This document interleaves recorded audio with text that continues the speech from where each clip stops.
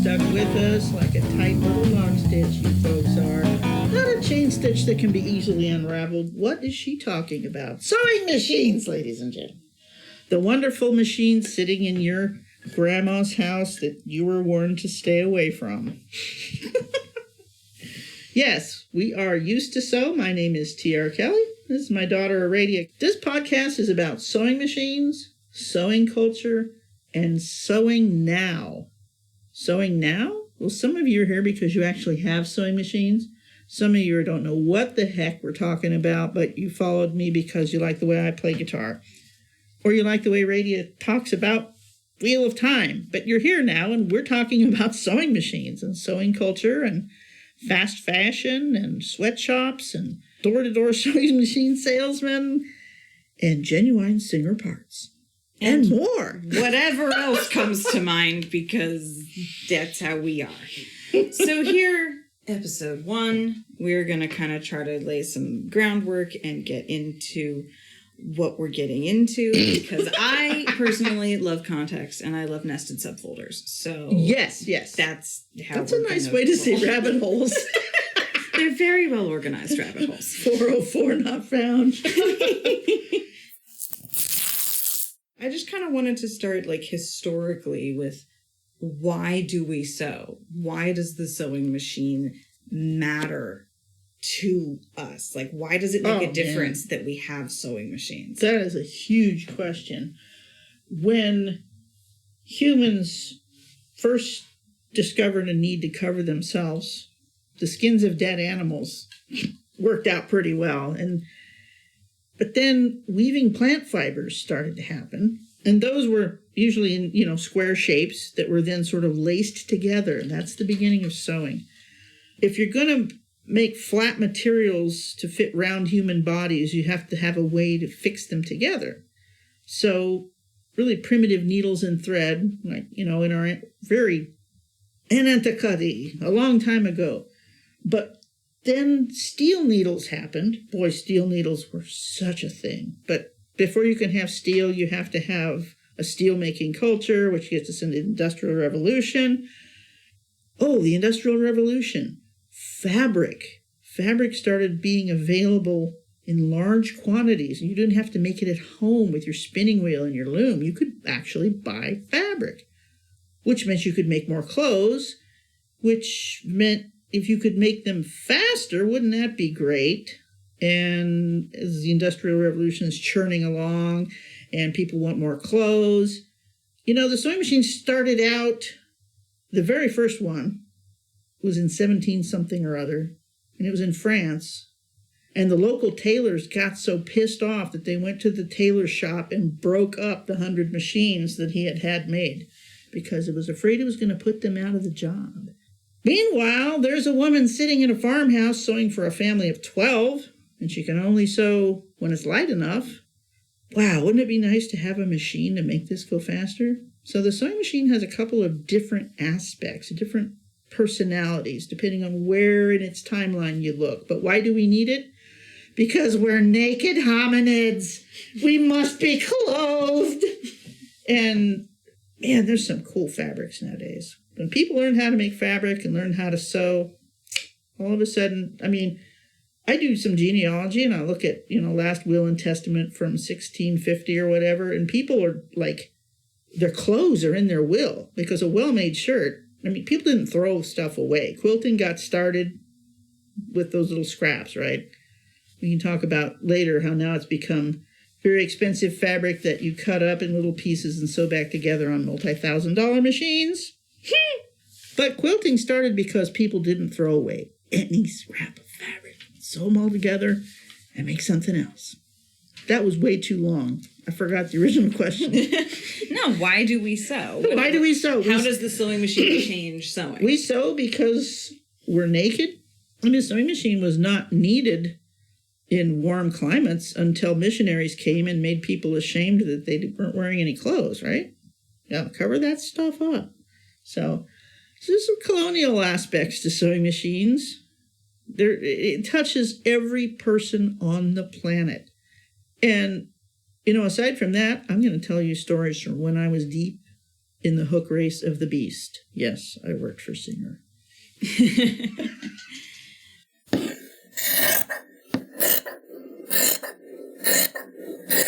So what I'm hearing is that sewing machines are how we really escalate our ability to make clothes. Oh, yeah. Like whether that's at home or in a factory, we are escalating our production of clothes from something that is precious and labor intensive to something that is easier than it was. But you didn't need a sewing machine until there was plentiful, affordable fabric. So the beginning of the Industrial Revolution is mainly remembered for loom work and making fabric and it was all powered by water wheels at the beginning of the Industrial Revolution. And children. Well, the actual power turning the machines was water wheels. Then later it was steam, and then later it was petroleum or electricity. Right. But the mechanics of it, even today, there's way too much fabric. We'll get to that. Fast fashion, we'll get to that. Yeah. Bringing it down to something applied, why do we sew? Why do you and I sew? Why does our audience sew? Why do we as individuals sew? Do you know that, I wrote a song about this 30 years ago, how hard it was to find clothing to fit if you were not a specific body size. And link will be in the description. Link will be in the description. Most people are not a standard body size. There's no such thing as a standard body size. Standard body size, the idea of that didn't even come into existence until factory-made clothing. Up until then, clothing was made to fit the person it was for. You weren't a size. Someone would measure you and make your clothes. Usually you. Right. There's base pieces that people work from. Sure. Assuming rough parameters. And even now, there's a lot of traditional type dresses, even here in the United States, that are worn by religious groups or by tribal nations that don't need a pattern at all. There's just a known way to make it according to the measurements of the person it's for. The Cherokee tear dress is a well-known example because the fabric was torn across the grain in strips that matched the measurements of the person the dress was going to be made for. Very awesome piece of work. Yeah, for me, I'm really short. My legs and arms are very short compared to my curvier bits. And so I've always needed to be able to tailor my pants. Otherwise, I just have to have rolled up pants forever. Or wear capri pants and have them seem normal, So it's been very literally helpful for me to have an easier time moving through life, being able to tailor my clothes even to that small extent. And then when I've made garments actually made to my measurements, you've taught me how to, use a standard pattern and draft it to fit my proportions between sizes. It does feel better to wear clothing that actually fits, and I got to pick the length of the arms instead of having to roll up my sleeves constantly. Absolutely. Now, some of my first memories as a kid is of my dad. My dad did the sewing in our house for reasons that we'll explore later on. My mom is 5'2", and just like me. And I'm just slightly taller. But I remember my dad altering my mom's clothes so they would fit, because that was just how, and there was always a sewing machine in my house when my dad was around. My mom hates sewing.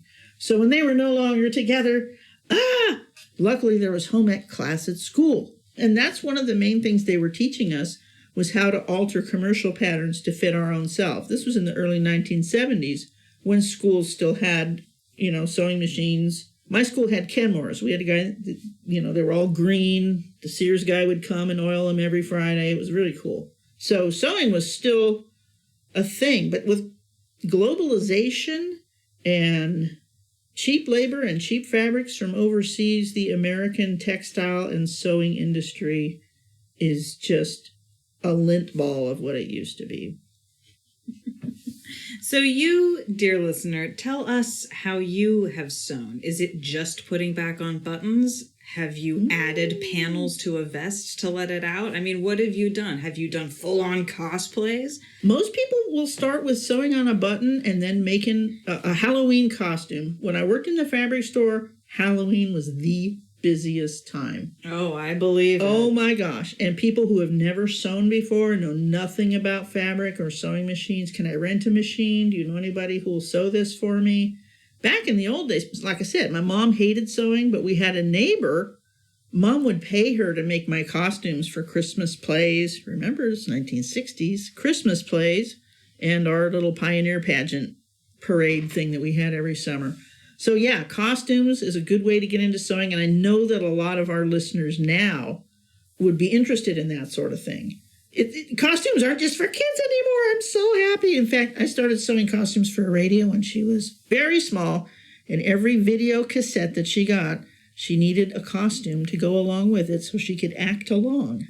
It was a very delightful part of my childhood, getting to embody the entire, Fern Gully or Wizard of Oz. Yeah. Yeah, that was a fantastic part of my childhood. We did Jasmine from Aladdin. Yeah. I really wanted to be an actress, and that definitely helped cement that passion for a nice long time before I turned to the nascent art of podcasting. Oh my gosh. Before you were born, I had a housemate, went to University of Oregon and worked in the theatrical costume shop, and my gosh, did I learn a lot of stuff there. I've had some great sewing teachers over the years, and I'm really happy to share what I know about sewing culture, not a specific thing, but just a little bit of all of it.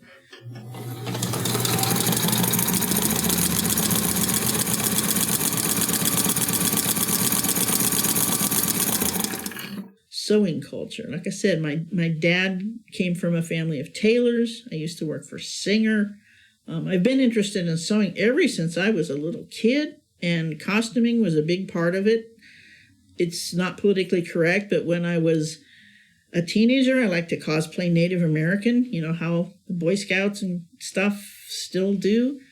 But anyway, I learned a lot of good sewing stuff. And then when I went to community college, I took a really excellent series of sewing classes. And then I went to work in a fabric store, which is where I met my roommate who was into theatrical costuming. So, I'm not a be-all, end-all history guy. I am just telling you my lived experience at peak Singer. My earliest memories of sewing machines, fabric stores, all those glorious things that if you've been with us by now, I bet you're one of those people that loves the smell of spray starch in the morning, the hiss of an iron, the clink of a well-wound bobbin. Yes, let's go sew.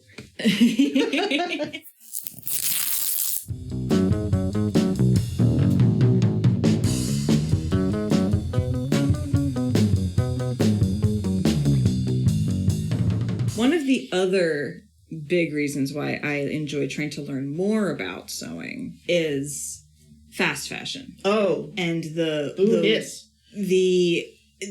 problems that exist with clothing manufacturing, even outside of fast fashion, just industrial modern clothing, everything from the creation of the fibers through the dyeing of the fabric, through the waste stream that comes out of all of our clothes, and the microplastics and all of these things, to say nothing of how the clothing is manufactured the labor practices. All of that. Like, clothing labor has always been been terrible. We'll definitely get into some more history of that in later episodes. But that has also been one of my motivating factors. I was raised in the 90s. I was taught to sacrifice myself for the polar bears. Right? I have a very strong sense of wanting to do right with my impact in the world. And so tackling the clothing thing has always been to me a very good reason to learn to sew. Yes. And it's, not to shame anyone for buying clothes, but it has been one of my personal motivating reasons to learn how to do this, because I feel so much better when I scrounge the fabric, scrounge the notions, put in the labor, and then wear the thing for the next 20 years. I literally have some garments I've been repairing for almost 20 years at this point. Yeah. It's important, I think. I've got a friend who's still has jeans she fits into. They're 40 years old, and they're pretty much solid patches by now. But they fit her in a way that nothing else ever will. It's like, these are my jeans. This is my coat of arms, or whatever it is. But Yeah, most people, and I don't want to shame anybody. We just don't, like most of you have never really even thought about sewing machines. You don't really think about your clothes. You just go, does this make my eyes look good? You know, does this make me look good? Do I feel good in this? Can I wash it? And so many people's clothes are so cheap. And shopping in America is, we joke, retail therapy. And a lot of people, they just, especially people raised as women, it's what you do. You go shopping. It's a safe social activity to go out with the girls, have lunch, buy some clothes. It's kind of expected. Even going to thrift stores, it's recreational shopping. But at least you're hoovering up stuff that's already been used. It's already in the waste stream, whatever. You know that only 10% of the clothes that you donate to the thrift store actually wind up on the thrift store floor? Oof. The rest of them wind up in Africa. And the ones they don't want wind up in the ocean. And fast fashion is not made of biodegradable, kind to the earth fabrics. The African nation of Ghana has a terrible textile pollution. I'll put a link to that in the show notes. So every time you choose to remake or repair or refashion a piece of clothing you already own, or you bought it at the thrift store or yard sale, you found it in a ditch on the side of the road, your aunt gave it to you because you're the same size, make it your own and keep it. Sew the buttons back on, fix the rip in the lining, learn how to clean it. Have a classic, well-made personal wardrobe. Don't just keep the same sewage pipe of crappy, fast fashion, cheap sweatshop junk going through your closet. You might wear it once or twice, and then you give it away to Goodwill because you think somebody's going to wear it. No, it's going to wind up strangling fish in Ghana. See what I'm saying?